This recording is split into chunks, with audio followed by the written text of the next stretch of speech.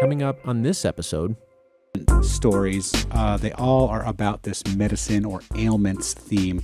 They have a diseased appendage. They do not feel complete, ironically, unless they get it amputated. The tension of this story becomes, well, is Dr. Valerie actually going to take the leg off? this podcast from Georgia Public Broadcasting highlights books with Georgia connections. Hosted by your two favorite public radio book nerds who also happen to be your hosts of All Things Considered on GPB Radio. I'm Peter Biello. And I'm Orlando Montoya. Thanks for joining us as we introduce you to authors, their writings, and the insights behind their stories, mixed with our own ideas, thoughts about just what gives these works the narrative edge. All right, Peter, what's your relationship with hospitals, doctors, medicine? Interesting question. I wonder where you're going with that. I am not scared of hospitals. I know some people are, or really uncomfortable. I know my father was very uncomfortable at hospitals. I'm okay with them. You're okay with needles and blood? Well, I'm not okay with I hate getting shots. I sort of grit my teeth and do it when I have to, but it's not generally a stressful experience for me. It's like let's just get this over with kind of experience. Well, I'll get to why we're talking about this in just a minute, but I have a problem with catastrophizing. So any sort of cough or abnormalcy becomes a brain tumor or some kind of hideous disease. So well, you know what? I had an uncle who lived to 95 who was like that because every hangnail he ever had in his life, he got checked out. So you might live a long life because of this, man. Yeah, I'm getting checked out all the time. So the reason I'm talking about this is because our book today is about medicine, hospitals, doctors. It's a collection of short stories, all themed around this, by Catherine or K.W. Oxnard. The book is called The Leg in Question, and it's a very interesting theme. Okay, the title sounds kind of sexy, but not when it comes to hospital. Maybe it's a different kind of leg issue.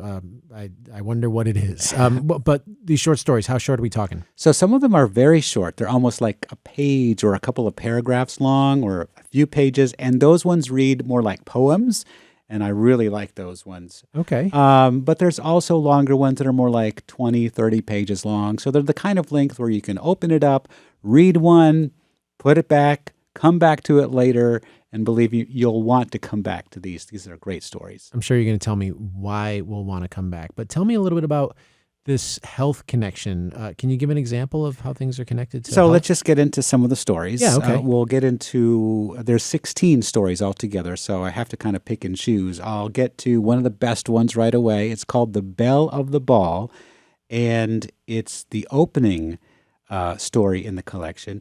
And this one involves a gay man and a straight woman who meet in Washington, D.C. in 1981, and they're dancing partners. And they meet at these debutante balls, and they fell in love platonically.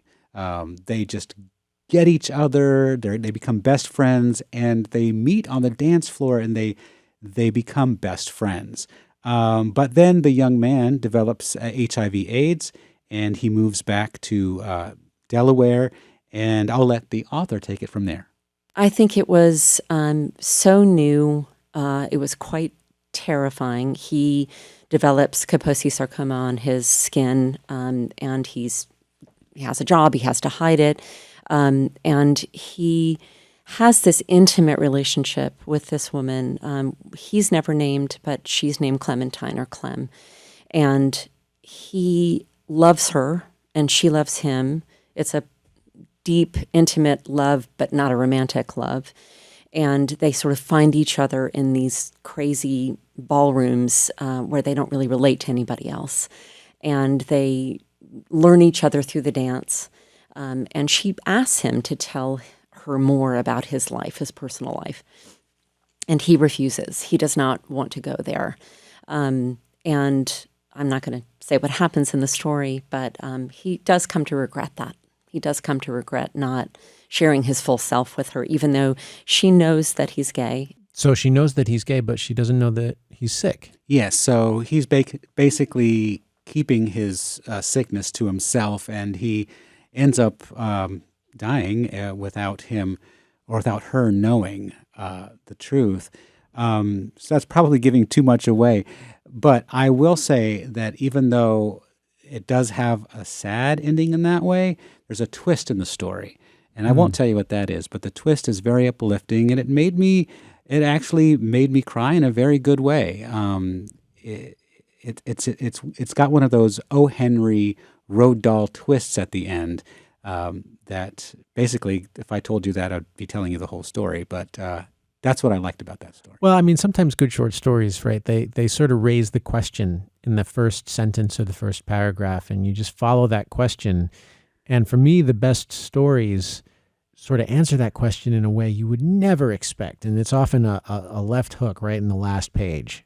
Yeah, I mean, you're traveling with this story, and it's going to come quick, sort of like a traffic accident. You know it's going to happen, but you're always wondering what it is, and that's what I really like about short stories. And Catherine Oxnard does very well at this in this collection. She's gotten her stories published in national publications before. This is her debut book, however.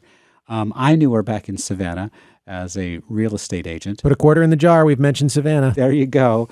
She's also involved, or was, maybe still is, with the Savannah Book Festival. And I knew her from sort of artsy social circles. But I asked her how she got into writing and developing her skills. I wrote a lot. I read a lot. I've always been drawn to the short story form. I really love writers like Roald Dahl, who write sort of dark, strange, twisty tales that have an interesting reveal at the end. And A.S. Byatt, a writer I mentioned earlier, she's one of my favorites. Nadine Gordimer is a wonderful South African writer. They were able to put whole worlds inside of this very short form. And so I read a ton. I wrote a ton. There's a lot of stories I've written that have never seen the light of day and never will. But I really like that, Shirley Jackson style twist, at the end, and to sort of wake up the reader. They think they're going in one direction, and they sort of find themselves going in another direction completely. Well, give me another example of how this story hones in on health-related things. So the book that we mentioned at the beginning, the title story called The Leg in Question. Now, the cover makes it look like this leg in question story is going to be very romantic or sexual, but it actually has nothing to do with romance or sex. And I'll let the author set up the story. So I read, I don't remember where I read it, at the Times, Science Times or something.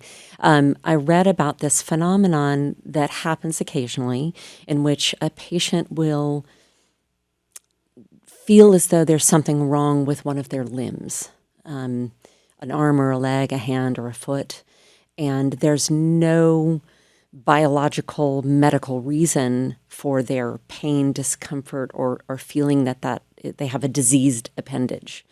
And they do not feel complete, ironically, unless they get it amputated. And so I read this, and I was fascinated by that. And apparently it's obviously very rare, but it does happen. And so I took that and ran with it, and I imagined this time in the early 20th century in New York when Freud was in the air, but people weren't really doing psychoanalysis necessarily. His ideas were new. So Freud is in the story? Freud comes up as a issue or an idea in the story, but no, the actual doctor in this story is called Dr. Valerie, and the patient is called Miss Williams. And Williams, as Catherine says there, thinks that her leg has to come off and there's something wrong with it. So she goes from doctor to doctor to doctor, and no doctor is going to have any part of this because they can clearly see that the leg does not need to come off, and this is some sort of mental issue. But Dr. Valerie says, let's prepare for surgery. And has Miss Williams come in, and to prepare for surgery, I'm going to ask you questions about your life. And so she lies down on a couch and basically becomes psychoanalyzed by Dr. Valerie. And so we're going through this story, and the central tension of this story becomes, well, is Dr. Valerie actually going to take the leg off? Or they're just going to keep talking forever until she maybe, hopefully, drops this idea. Yeah, or what's going to happen? Because at some point, the jig is going to be up. Either he has to admit that it was all psychoanalysis, and he was never going to take the leg off, or he has to take the leg off. So again, I'm not going to tell you the answer. This Yeah. sounds more fascinating than the first story you described to me, because I want to know what happens to this leg. Yeah. So, but I will tell you that the ending is another twist ending that I did not see coming. Well, regardless of whether the leg comes off, the doctor's not being honest with this patient. No, I mean, it's part of the story also, his moral dilemma. Is he going to try something new, this Freud business, or is he going to do something unethical? Well, so far the stories we've talked about, those seem to be on the longer end. I'm curious about the shorter ones, the ones you described that were maybe just a few paragraphs long. Do those have plot? Do they have characters? No, these really, really short ones are more like feelings. They're more like scenes and photographs. My favorite one of these is a very short story, only about 3 pages long, called Scent. And it's about a dog that loses her owner. And the story is told from the dog's perspective. You can imagine that's going to be a Very sympathetic character if the dog's the narrator. that's my a view. very emotional, heart-rending one. And another one is called Honky Tonk Girl. That's the only one set in Savannah, and it's set in Savannah during COVID, and it involves a young woman who works in a morgue, and she sees come into the morgue the body of a man that she used to love. And that one also has a surprise ending. Some of the stories are supernatural. They involve supernatural elements, at least one that I can recall. But everything's on theme. So even though you have all of these sort of different stories, they all are about this medicine or ailments theme. And I asked Catherine where she got the idea to set this set of stories together. My grandfather was a doctor. I have doctors on both sides of my family. My grandfather really wanted me to be a doctor.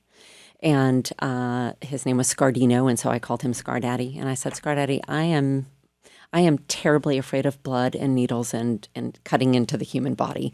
That is not going to happen. But I've always been fascinated by it, even though it repels me as well. So I decided to do this collection. They kind of started pouring out of me before COVID, but then COVID really accelerated that. I mean, we were all obsessed with the body, and any sniffle meant that we were going to die, and so these stories just kind of started spilling out of me, and it kind of became a collection. Well, I love the idea of a nickname as Scar Daddy. Scar Daddy. That's a great nickname. Anyway, what gives this book the narrative edge? This book gets the narrative edge because of just the writing and the short form. I mean, you get conflict, you get change, you get decisions, you get climaxes, you get twists in just a short amount of time. And it's amazing that Catherine can do that so well. And I really felt emotions in these stories, which is, again, some stories you have to take the whole 19th chapter before you get seriously invested. But with here, everything happens so quickly. Sounds like you're invested right away in each of these. Yeah. I just love it. And maybe there wasn't a lot of detail in the stories. Like you think, what is this guy's name? What does he do for a living?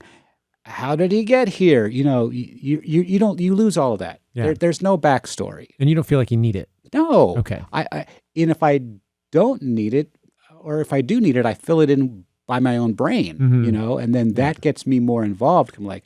I'm thinking to myself, where did this come from? And I'm pulling on my own emotions and my own catastrophizing about medicine and my own mother, father, brother, whatever, my own stories. I'm kind of pulling that in. So anyways, you wonder about people who have passed, your own mortality. And so it's just a wonderful set of stories. Well, the book is called The Leg in Question by K.W. Oxnard. Orlando, thank you very much for telling me about it. My pleasure.